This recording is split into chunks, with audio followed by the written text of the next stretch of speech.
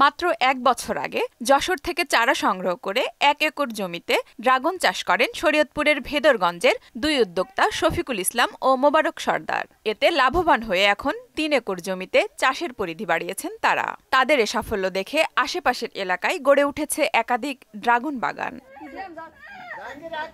আবহাওয়া ভালো থাকায় এবার বাগানটিতে ফলনও ভালো হয়েছে। এবছর প্রায় ১০ লাখ টাকার ফল বিক্রি হবে বলে আশা করছেন সংশ্লিষ্টরা। অনেকেরই কাজের সুযোগ সৃষ্টি হয়েছে।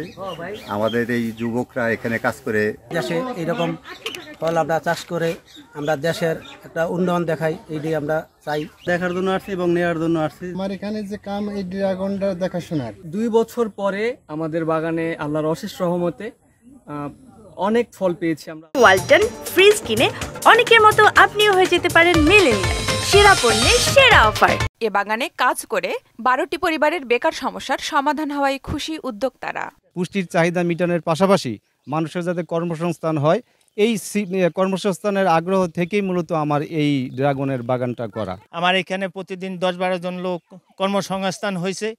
দরিদ্র লোক তারা সারা বছর আমার এই বাগানে কাজ করে তাদের জীবিকা অর্জন করে। জৈব সার ব্যবহার করে প্রাকৃতিক পদ্ধতিতে ড্রাগন চাষে কৃষি বিভাগ পরামর্শ ও সহায়তা দিয়ে আসছে বলে জানালেন এই কর্মকর্তা।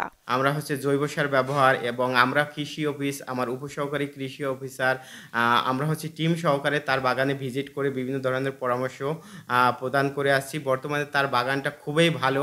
মাটি ও আবহাওয়া অনুকূল হওয়ায় ড্রাগন চাষ সম্প্রসারণ করা গেলে এখানকার কৃষকরা অর্থনৈতিকভাবে লাভবান হবেন বলেও মত দেন তিনি।